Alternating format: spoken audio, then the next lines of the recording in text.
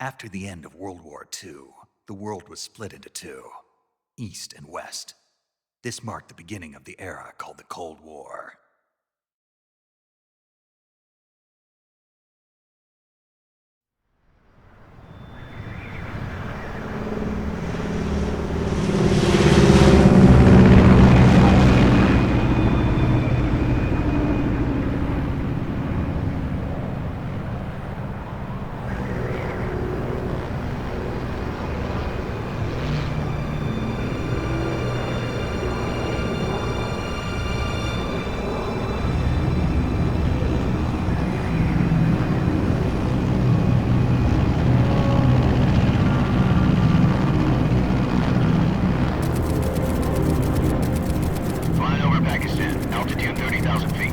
Approaching Soviet airspace. 20 minutes to drop off. Commencing internal depressurization. Equipment check. Arm main parachute. All right. You ready to go? Drop zone still showing a high pressure mass. Cav okay. Good. We've got high visibility.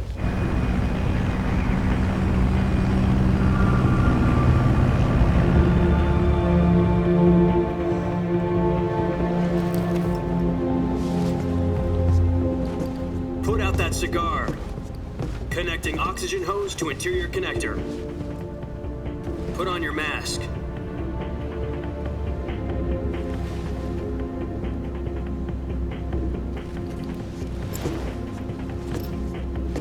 Does this panty waste know what he's doing? Approaching release point. 10 minutes to drop off. Hey, are you deaf? He said put out the cigar and put on your mask.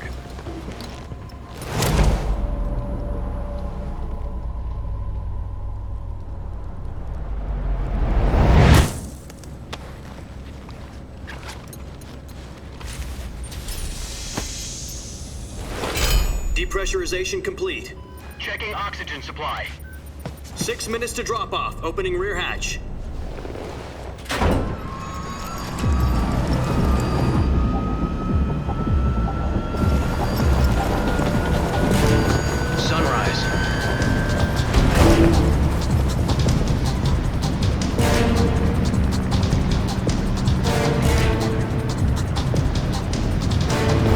Temperature minus 46 degrees Celsius.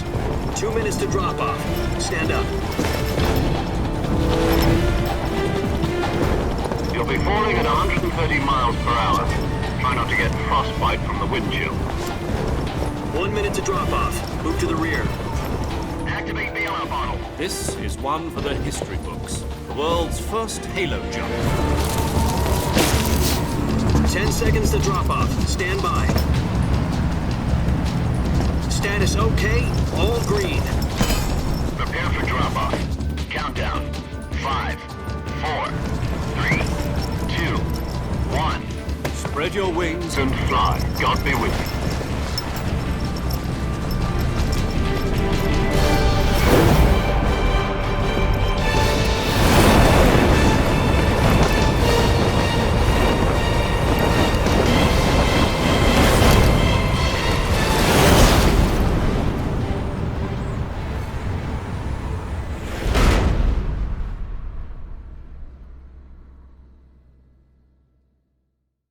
Jack, I've got some important news.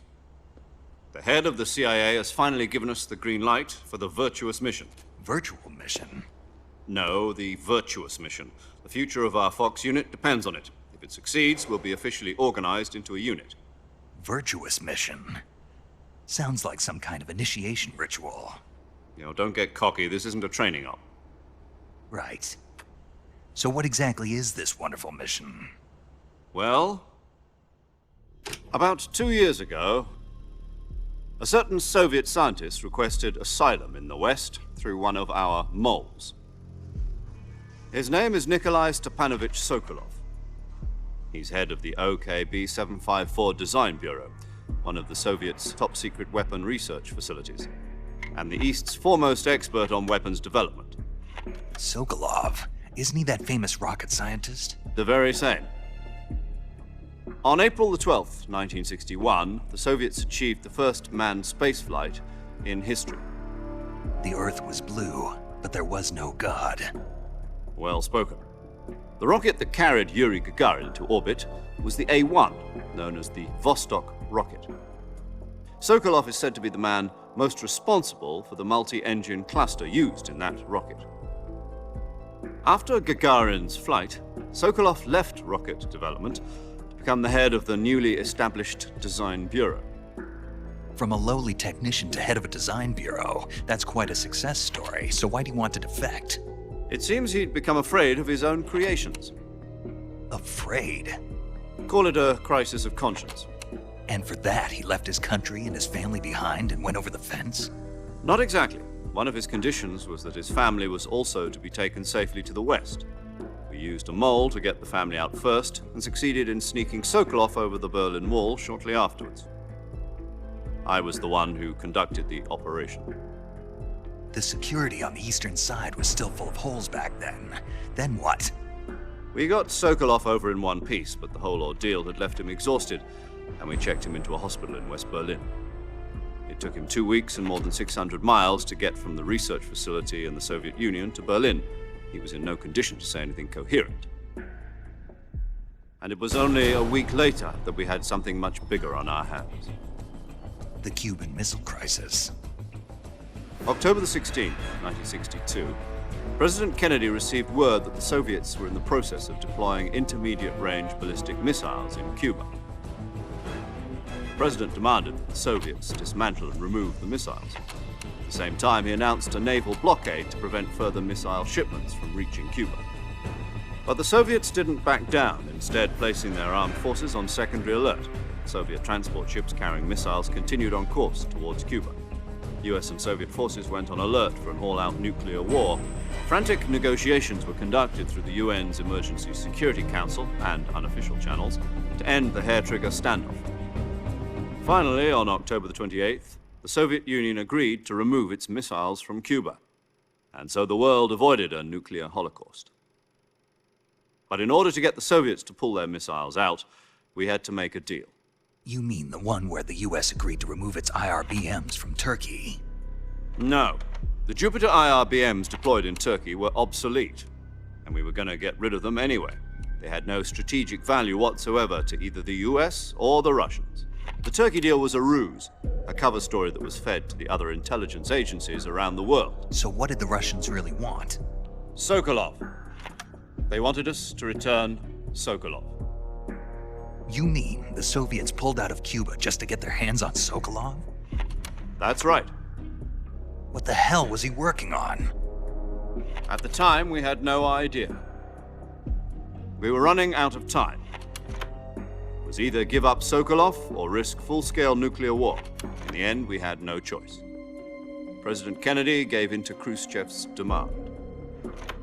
The next day, I got Sokolov out of the hospital, handing him over to agents on the eastern side. Sokolov kept on screaming, "Save me," until he disappeared from my sight. Then a month ago, we received some new information from one of our moles. About Sokolov? Yes. He was taken back to the research facility and forced to continue working on the weapon in question under KGB supervision. What's more, it's on the verge of completion. So what kind of weapon is it? Something to do with space rockets? No, missiles. Same technology.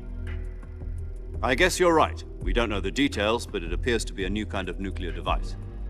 For half a year now, the Soviets have been conducting frequent nuclear tests at Semipalatinsk. Something to do with the weapon, I assume. We're talking about a secret weapon so big that Khrushchev was ready to pull out of Cuba to get it back. Is Sokolov still in the facility? No. According to our intelligence, he's in Selinoyarsk, a place in the mountains about 3 miles to the west that's known as the Virgin Cliffs. The Virgin Cliffs. Nice name for a virtuous mission. They moved him there just recently. Why? Apparently, they're conducting a field test of the weapon, but it's our best chance to get him back. This mission would never have been possible if he was still in the research facility. This is our last chance. Sokolov must have known that too when he contacted us.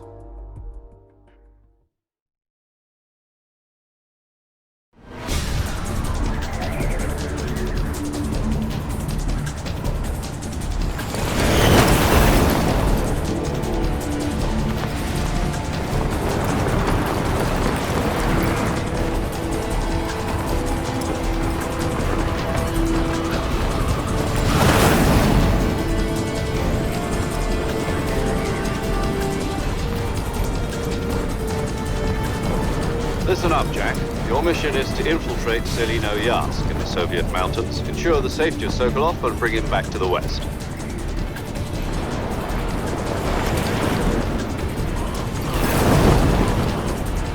If we don't get Sokolov back before that weapon is complete, we'll be facing a major crisis. The clock is ticking.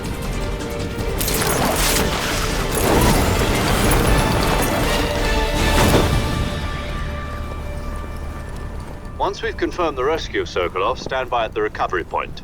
A recovery balloon will be dropped at that point. Helium will be pumped into the balloon to inflate it. The process takes about 20 minutes. Once it's complete, the gunship's arm will latch onto the balloon and pull it up. The Fulton surface-to-air recovery system. I'm familiar with the theory. Take it easy. It's been combat-proven. Do you think Sokolov is up to it? The shock will be less than during a parachute jump, and the arm can handle up to 500 pounds. So you're planning on going over the border in a single combat Talon? She's equipped with two 6-barrel 20mm Vulcan cannons, as well as two 40mm machine guns. Sounds like she could hold her own against a battalion of tanks. Even with the fuel in the reserve tank, we're facing a 4-hour time limit. If all goes well, it shouldn't take more than a few hours. Home in time for dinner. But if anything goes wrong, you'll be eating dinner, breakfast, and all the rest of your meals in the jungle.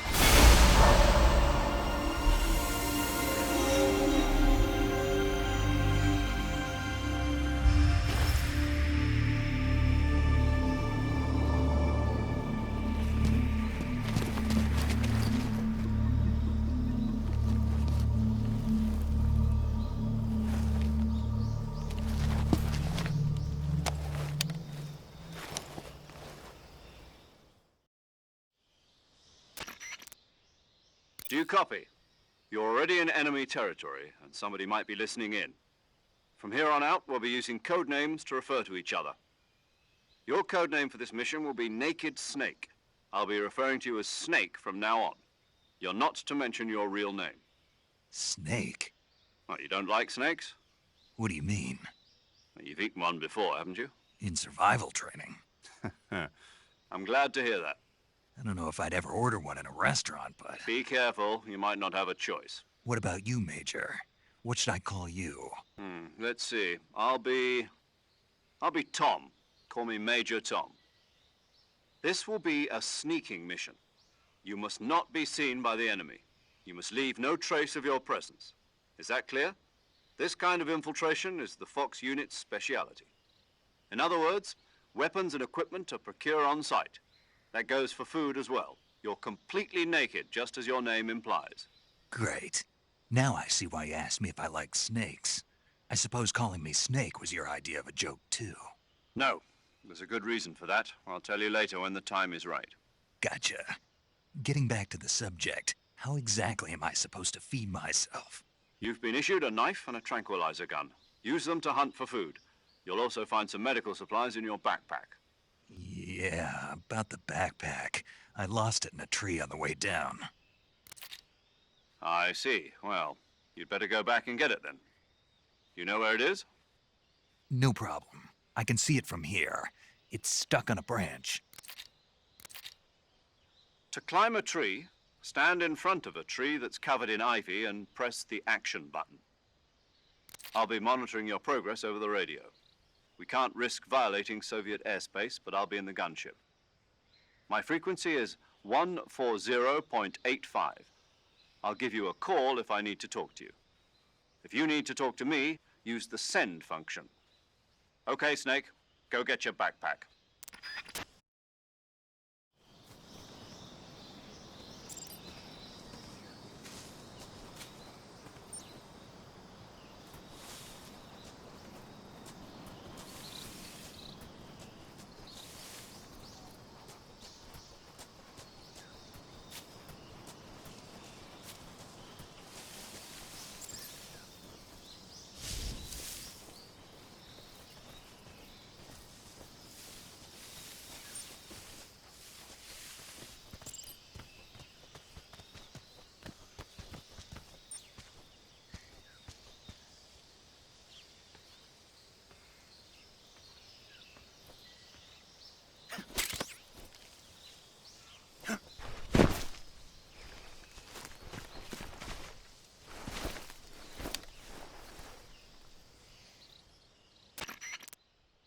I see you've retrieved your backpack, Snake.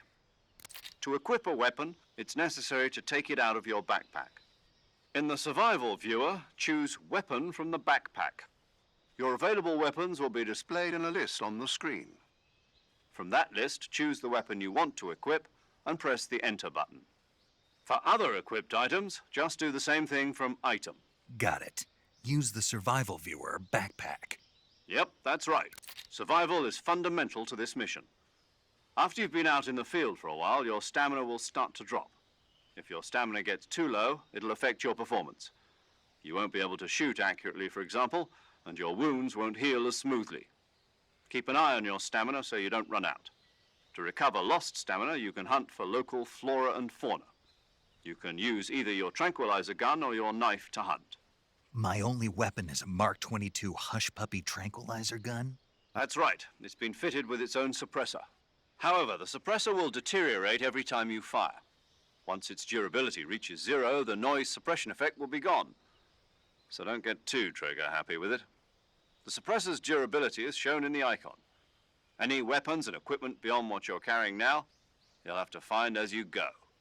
I have to find my own weapons and equipment? Whose crazy idea was this, anyway? Solo covert actions are standard Fox operating procedure.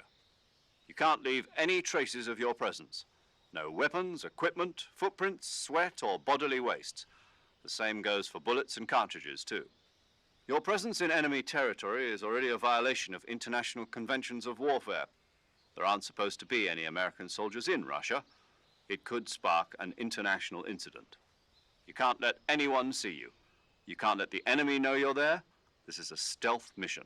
You're a ghost, Snake, in every sense of the word. And there'll be no rescue if you're captured. The military and US government will deny any involvement in the affair. Then I'll just have to take care of myself, huh? I'm afraid so. You've been given a fake death pill for that purpose. SIS guidelines stipulate that soldiers on covert ops like this one be issued a potassium cyanide capsule. Tape it to your body so you can take it when you need to. How generous of you. Use it if you're taken prisoner by the enemy. It'll send you into a state of false death for a short time. Fooling them into thinking that I'm really dead. So how do I come back to life? Just take the revival pill. You mean that thing they put in my tooth before the mission? That's the one. But be careful. If you remain in a state of false death for too long, nothing will be able to bring you back. Remember that. I'll keep it in mind. You said this was a solo mission, right? Right. I guess that means I can't count on any reinforcements. Correct. The mission rests entirely in your hands. A real one-man army. Relax. There's a support team ready to back you up over the radio. Who? I'll introduce them to you. This time, survival is of utmost importance. The first member of the support team will be in charge of monitoring your physical condition, acting as a medic, so to speak, as well as recording your mission data. She's a member of Fox as well, and she's here on the gunship with me. She? Hello, Snake. I'm paramedic. Nice to meet you. Paramedic. As in a medic who comes in by parachute. Aren't you going to tell me your real name? Are you going to tell me yours, Mr. Snake? My name, huh? It's John Doe. And they call you Jack for short. You're a regular Captain Nemo. A name means nothing on the battlefield. After a week, no one has a name. What's your name? Jane Doe. Very funny. I wasn't joking, but I'll tell you my name only if you manage to make it back alive. My frequency is 145.73. She's also in charge of recording your mission data. Whenever you want to save, send a message over the reserved save frequency, 140.96. So saving lets me record my mission data. That's right. It also records the state of your health. Good to know. There's one more person I want to introduce you to, Snake. Huh? Speaking of snakes, you remember the boss, don't you? A legendary soldier and your mentor. Actually, it was the boss that got the DCI's authorization in the first place. She's going to be serving as Fox's mission advisor. The boss is? She also helped me plan this mission. She and I were at SAS together. Jack, is that you? How many years has it been? Boss? That's right. It's me. Talk to me. Let me hear your voice. It's been 5 years, 72 days, and 18 hours. You've lost weight. You can tell just by the sound of my voice. Of course I can. I know all about you. Really? Well, I don't know anything about you. What's that supposed to mean? Why'd you disappear on me all of a sudden? I was on a top-secret mission. You didn't need me anymore. But there were still so many things I wanted you to teach me. No, I taught you everything you needed to know about fighting techniques. I taught you all I could. The rest you needed to learn on your own. Techniques, sure. But what about how to think like a soldier? How to think like a soldier? I can't teach you that. A soldier needs to be strong in spirit, body, and technique.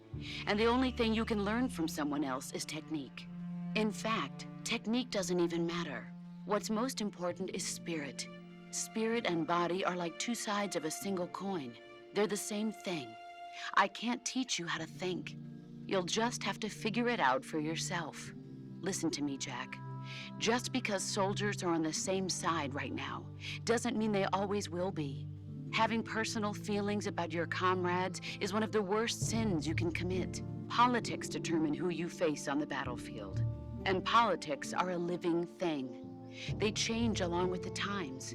Yesterday's good might be tomorrow's evil. Is that why you abandoned me? No, it had nothing to do with you. I already told you, Jack. I was on a top-secret mission. A soldier has to follow whatever orders he's given. It's not his place to question why. But you're looking for a reason to fight. You're a natural-born fighter, but you're not quite a soldier.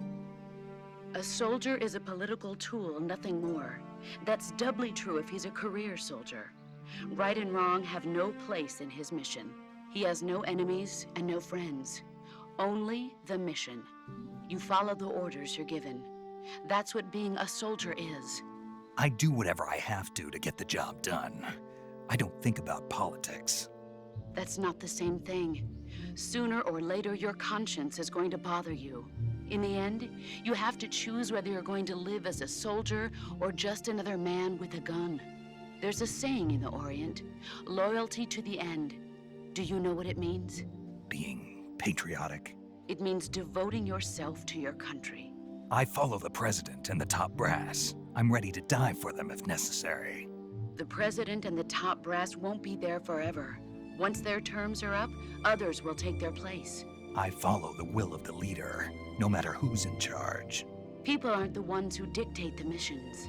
Then who does? The times.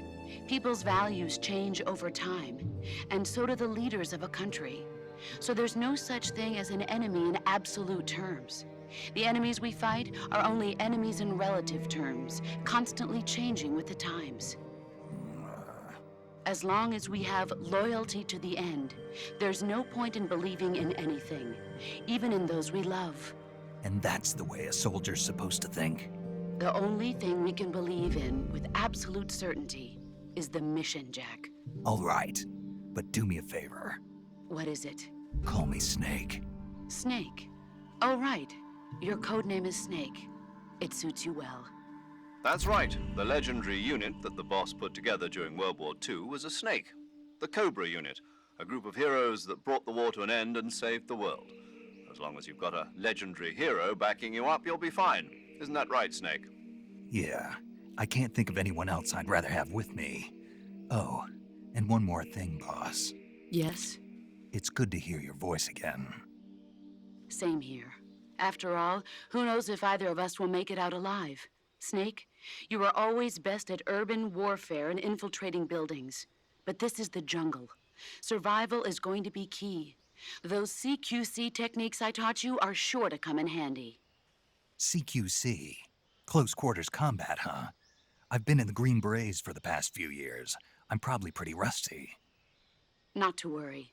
I'll be here to help you remember. After all, this is your first actual survival mission. I'll be supporting you over the radio. Where are you, boss? Next to the Major? The boss is communicating with us by radio from aboard a Permit-class submarine in the Arctic Ocean. My frequency is 141.80. Call me if you need my advice on battle techniques. Gotcha. Your mission is to retrieve Dr. Sokolov. Dr. Sokolov is being held in an abandoned factory located to the north of your current position. Avoid heavy combat and don't let anyone see you. Don't forget that this is a stealth mission.